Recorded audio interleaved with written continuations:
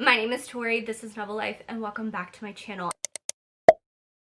And welcome to a very anticipated video for me and for you. I have been teasing this video for quite a bit of time now. And in this video, I'm going to be talking about Gothic books, Gothic historical fantasy, Gothic fantasy, Gothic romance, all of the above. And I have a stack of books here that I cannot wait to share with you. So if you are like me and you have just been in love with anything Gothic this year, Gothic historical, Gothic fantasy, Gothic romance, anything like that, then this video is for you. It has been my new love that I've discovered this year, so I cannot wait to share these recs with you. And I just can't wait for the fall where I get to read all of the Gothic books. I am so excited for my Gothic TBR. So if you would like a video all about the Gothic books that I have on my TBR, let me know in the comments down below. But with all that being said, let's go ahead and dive right in. So I have a wide range of books on this list. I don't know how many I have a lot, but I'm very excited to share them with you. So the first one is Gothicana by Rune X. So this is the indie edition. I read this a couple of years ago before I really knew what Gothic whatever was. I really loved the atmosphere of this book. I loved how just creepy, atmospheric, all of the above this book was. This is more of a Gothic dark romance, I would say. So it does have a little bit of things, but basically this is a student professor book. You see our female character, she goes to Gothicana. She starts uncovering little bitty things that's been a secret for this university, and I really enjoyed this. I just loved I really want to reread it. It is the perfect book for fall, perfect book to just sit on a rainy day and just devour this book. That's exactly what this book was. So if you're looking for a Gothic dark romance, this is the one I would say definitely go to. Just dive right into this book. It's amazing. The next two books I want to talk about are actually a duet, and it is the Shepherd King duet. So it's One Dark Window and Two Twisted Crowns. So this duet I read earlier this year. I read them in January, and this actually really sparked my love for Gothic books in general this year, and I'm not mad about it. So this duet is very interesting. This is a Gothic fantasy, and I would say it has a little bit of a romance. It has a subplot of a romance, but it's not the primary focus of it.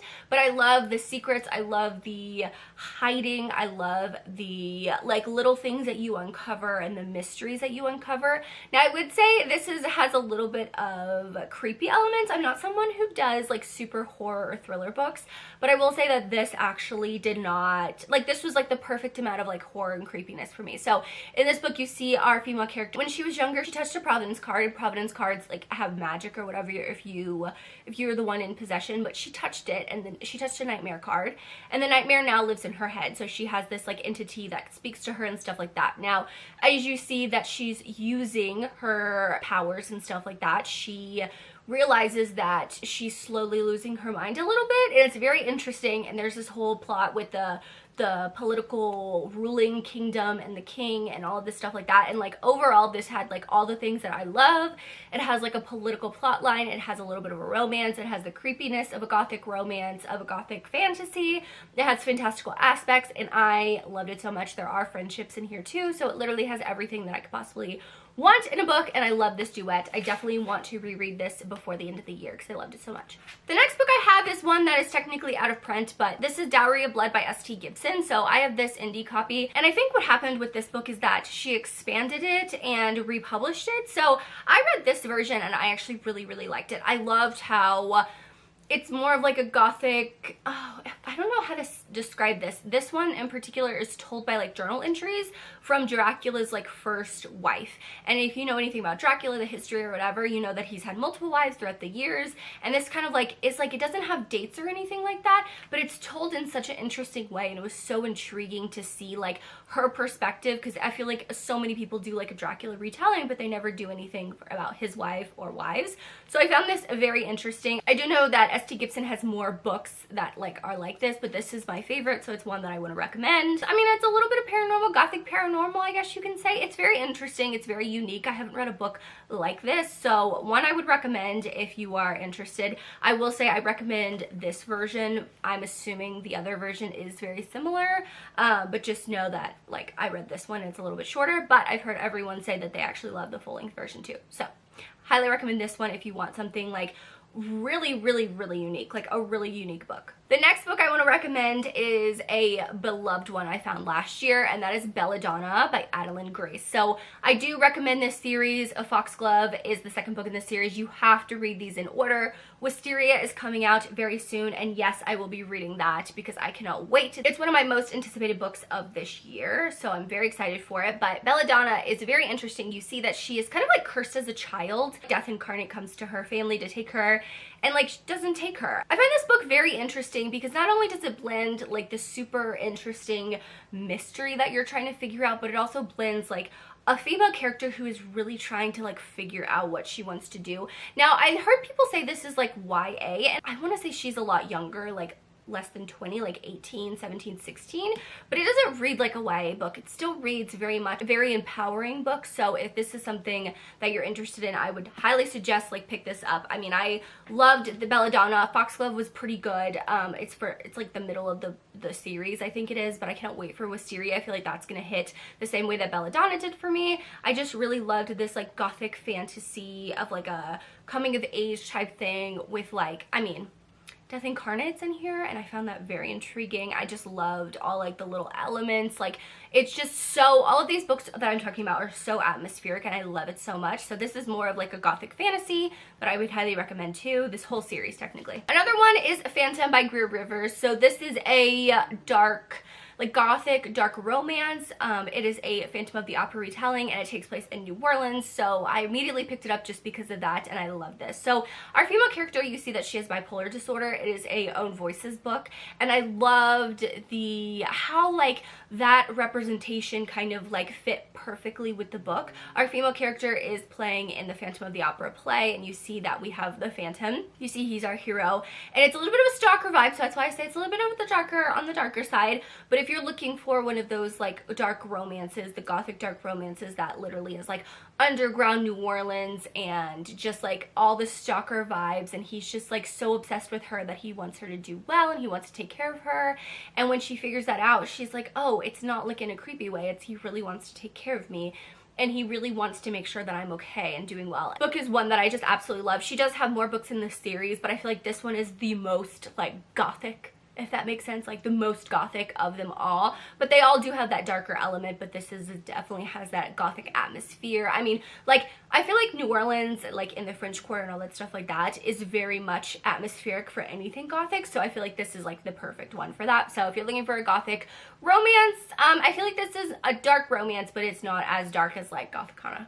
But I would highly suggest this one too. The next one I have is one that I read more recently, and that is Spitting Gold by Carmela Laukes. So this one's actually very interesting. This is not like a gothic, I wouldn't even say like, it's just a gothic book. It's a gothic historical, and it's very interesting because it follows these two sisters. You see that they have been like, throughout their lives, they have performed like these rituals where you like talk to ghosts and stuff like that. Like they go into families' houses. It's like, oh, do you want to get rid of this? You want to get rid of this like ghost that's around, or yada yada yada. And I find it interesting because this is just a whole bunch of like really creepy things that like honestly I was reading this book and I was getting a little creeped out by it, but it is so good. It's more of like a gothic historical, like with a family, and it's more of like, it doesn't have a really big romance subplot, but I still, as a romance reader, I still really enjoyed this one. All the elements are there for like the perfect gothic read, very atmospheric, and it's just interesting how these two sisters who have this very interesting relationship come together for the sake of like their father dying, and they're kind of like working things out while they're doing like this one last con type thing. And I find it interesting, the rest of the story. I don't want to say anything else, but I find it interesting, like the rest of the story. So like I said, this is more about the sisters, them like working through family things, but it also is like really interesting, and it takes place, oh, there's a, I forgot what it's called, but there is a like little like nursery rhyme that's in here that I never heard of, but that's what the whole story is about. So highly suggest this one as well. Now this one I just want to mention because I feel like it's an oldie but a goldie, and that's The Invisible Life of Addie LaRue. So this one is like, I read like when I first started my channel, probably like 4 years ago now, 3 or 4 years ago, and I find it so interesting because this is like one of the first like, I feel like really like interesting Gothic historicals that I read, but it wasn't labeled as a Gothic historical at all. But basically our female character, she is now invisible. She has gone through her life that no one remembers her basically. So anyone that she meets, I think within a certain amount of time frame, they just like don't remember her. So she's never been able to fall in love or anything like that. She like makes a deal with the devil. Basically death comes and makes a deal with her. And that's what I find so intriguing, and I really enjoyed this book. Is it on the long side? Yes. It is the most perfect book in the world? No. But I will say, if you want to read some of the older kind of Gothic books, that like Gothic historical books I should say, that not a lot of people talk about, this is one that I did enjoy. Would I go back and reread it? I don't know, because I had a good time reading it the first time, and I feel if I go back and reread it, it might ruin my memories of the book, if that makes sense. So if you've read this more recently, you can let me know, but I think this is like one of the first Gothic romances or Gothic historical books I've ever read, and before I really knew what it was. This was it. The next book I want to talk about is A Lesson in Thorns by Sierra Simone. So this one is the start of a series. There's 4 books in this series and they all have to be read in order. This series is not going to be for everyone. It is a like polyamorous romance, a polyamorous series, but it definitely gives all the dark academia Gothic vibes. This is a good blend of Gothic and dark academia. A lot of people would consider this more dark academia, but I would say some of the later books are more Gothic and more creepy. Just throwing it out there. But I do like this. It's once again, you follow our female character that she's really going through this journey of like coming back to this place where she spent most of her childhood, and she sees her other 5 friends that she hasn't seen in a while, and they're trying to figure things out about her mother and like their parents and stuff like that, and it is all intertwined. And they all have different relationships in all the between the 6 of them. There's a female-female pairing, male-male pairing, male-female-male, male-male-female. There's a lot of things in here. So if you are a big romance lover and you love Sierra Simone's other works, I would suggest checking out this series. Like I said, it's not going to be for everyone, but when I read it, it was very intriguing. I love the conclusion to it. I think Sierra Simone is like a wordsmith in her own way, and I absolutely loved it.